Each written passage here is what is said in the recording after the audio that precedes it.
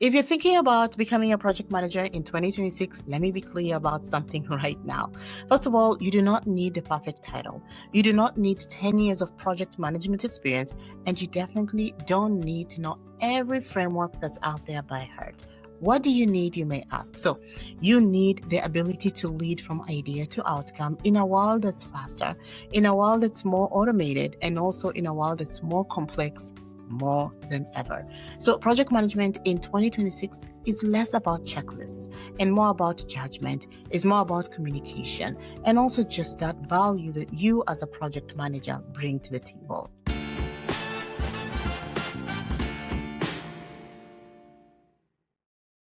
Welcome back to my channel. I'm Anna Anderson, and in this channel, we'll talk everything about project management, building your career, navigating certifications like the PMP, and what it actually takes to succeed in your role today as a project manager. So if that's what you're here for, go ahead, subscribe. And if you know someone thinking about getting into project management, share this with them. It might be exactly what they need right now as they're looking for their next opportunity in project management. So today we're covering a couple of things. We are covering what the role actually looks like right now. We're also covering the skills that hiring managers are caring about in 2026, how to get real experience without waiting for someone to hand you that title. We're also going to talk about certifications, which ones are worth your time right now, and the exact steps to land your next first or maybe your next project manager role. So if you're switching careers, maybe you're going for a promotion or just trying to stay relevant, this episode is for you. So let's get into it. So what does project management look like? Let me clear this up right now because most people get it wrong sometimes. And being a project manager is not about owning the calendar or color coding spreadsheets or things like that. It is 2026. And your role as a project manager is expected to turn strategy into action. It's expected to coordinate people, lead people, work with those tools and timelines across different teams. You're also expected to navigate uncertainty and ambiguity and also just manage those risks on your project. As a project manager, we know communication is 80 to 90% of your time. So it's important for you to communicate with stakeholders who speak completely different languages than you from a day-to-day basis. As a project manager, you're also expected to deliver actual business value, not just check out boxes and things like that. This applies to whether you're in tech, whether you're in healthcare, finance, government, any industry. The role has evolved. So you're not just a glorified task tracker anymore. You are a delivery leader. And this has been going on for a while, but a lot is changing so far. And that's exactly why companies still invest in project managers, even with all the AI and automation in the mix. They need us because we are very, very important people in the spaces in these organizations as well. Now, let's talk about those skills that matter most this year. So skills are very, very important. And it's important for you as you are navigating whether you want to be a project manager to determine and understand what kind of project management skills or other transferable skills that you can bring from your previous role into project management. A lot of people underestimate this, but your transferable skills are your secret weapon. For example, if you've ever led a cross-functional project, or you've coordinated vendors or team members, or maybe you've juggled deadlines, you've juggled budgets, you've worked with competing priorities, or maybe you've solved, messy problems under pressure, congratulations, you already have project management experience. And maybe you just are a project manager and you have that experience. You just haven't had or held the title yet. And you just probably also haven't framed it that way yet. Things like communication, organization, stakeholder management, decision making, those are very, very important. And they matter way more than knowing every tool out there on the market. Why? Because you can learn tools very, very quickly. These are things that you can learn, but your transferable skills are yours. They're yours to stay. No one can ever take them away from you. Another thing here is that in 2026, almost everybody runs projects utilizing the hybrid methodology. Most teams work in a hybrid setup. Let's just own it. You need to understand, first of all, even though they work in hybrid frameworks, you need to understand predictive planning. Well, maybe are you doing your work in a predictive format for scoping, timelines, and dependencies? And then you also need to understand iterative delivery, having those feedback loops, adapting on the fly, continuous improvement. So you don't need to be the purest or rather have pure project management framework or methodology. You need to know when to plan ahead and also when to pivot to maybe another methodology, like let's say Agile, or combining both like Agile and Waterfall. Now, let's talk about AI.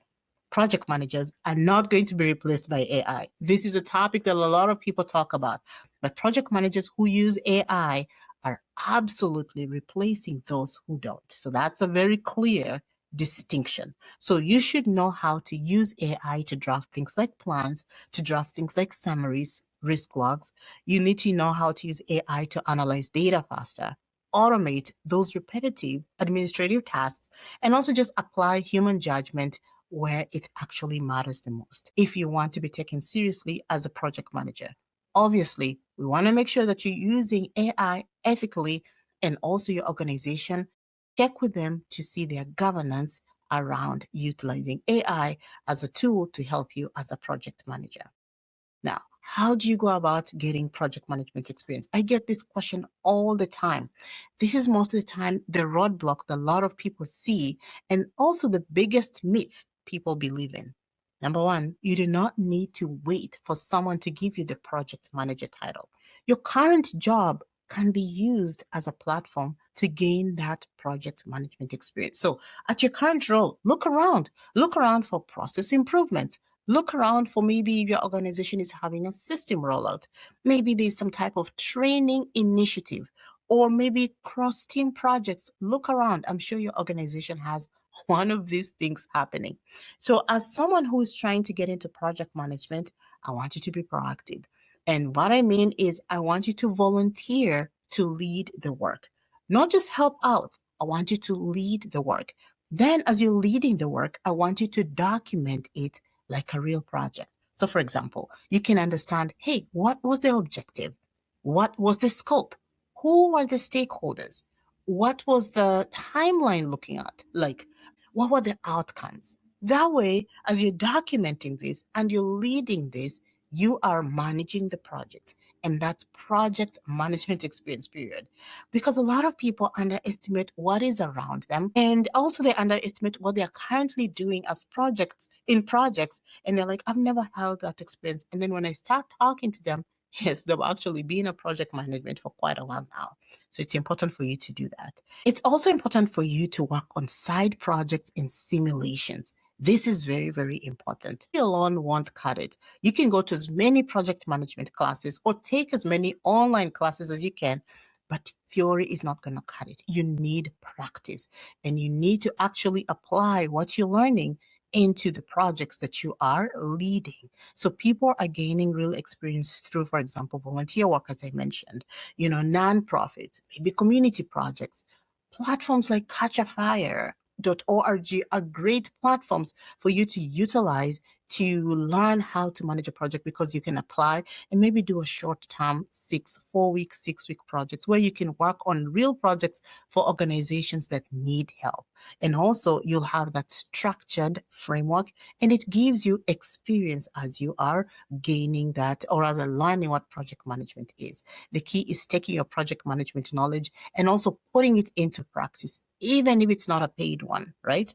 Now, hiring managers don't really care where you got the experience. They care how you talk about it and also what you, as a project manager, you delivered. So as you are now reframing things like your marketing documents, especially your resume, it's important for you to make sure that those things stand out. And in 2026, your resume gets scanned by AI even before sometimes it reaches a human. Now, there's a lot of arguments about this out there, but some organizations definitely use platforms to scan resume. So what does it mean for you? It means that you need to have clear, measurable outcomes. It means that your metrics need to be very, very clear wherever possible. You now need to have consistent project management language, and don't use fluff or filler words just because you want to fill up your resume. Your resume should tell the story of what you as a project manager delivered, not just what you did, because you don't want to copy paste the responsibilities or things that were the requirements in that job description and put them onto your resume. So let's be clear about that. Now, let's talk about certifications in 2026. Certifications are one of those things that will make you stand out. They will not replace your experience though, but they will validate you as a project manager. So if you're earlier in your journey, maybe entry level certifications can help you learn the structure and language of project management. You can take maybe, the certified associate project manager as a start. Now, as you gain more experience, maybe 3 or more years of experience, you can go for your PMP. If you're more experienced, advanced certifications still carry weight, especially when you can back them up with things like real world examples of projects that you're working on. Now, agile and hybrid knowledge helps as well, but only if you understand how it shows up in actual projects. Again, not just the theory part. That's why I insist that it's very, very important for you to utilize the knowledge that you're learning and bring it into simulation or practice it in real life by volunteering. Certifications are best after you understand how project management happens in real world. That's very, very important. Now you're going to be like, Anna, how do I go about positioning myself for that project management role in 2026? This is where everything else is going to come together. I don't want you to go ahead and start applying blindly. I don't want you to do that at all. Shotgun applications don't work anymore. It used to work a couple of years ago. Actually, it worked even during the pandemic. But now things are evolving. So what works right now? Intentional networking is very, very important. Be very, very intentional about networking. Don't just be transactional. Another thing is that as you're networking, you're going to continuously build your visibility out there, because now the people you're speaking with could refer you to maybe someone who is hiring for a project management opportunity. It's also important for you now, as you're practicing and you're learning project management, that you can now speak to it during things like your interview. All right. Which brings me to interviews. Interviews in 2020 is mostly scenario based, and they've always been scenario based, where you'll get a question that will ask you, tell me a time when. So they want you to share a story, something that happened where you led, you managed, you organized, but what did you do? Tell them that story. So you need to clearly explain what the problem was, what you owned, how you handled, maybe it was an obstacle or something like that, and then what actually changed because of your work. Because they're asking you, what did you do? Tell us a time when you did something blank. So you need to share that, because clarity is going to beat that perfection every single time. So I want you to think about that. Now, I also want you to think long term, because project management opens up a lot of doors. I just don't want you to think of the title of project manager only. There are tons of titles out there. Outside of project manager, there's program manager, there's delivery lead. Look at your project management office if your organization has one. See if they have opportunities within the project management space that you can do. There's project associate, project coordinator, program coordinator, project specialist, project control specialist, project estimator, project scheduler. Your first role is just one entry point and not the final destination. And you have tons of destinations to get into. Now your goal is just to get into project management, and then you can build up from there, right? Now, if you're watching this thinking, wait, I've already done some of this, I just didn't realize it counted. I want you to know that it does. Every little thing that you do counts. You don't need anyone's permission to start. You go ahead and start it on your own. You just need to start. You need to plan, and also just have that willingness to step up, right?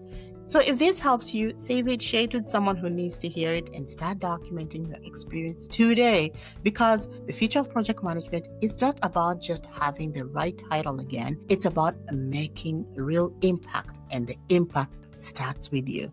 I'll see you on the next one. Okay.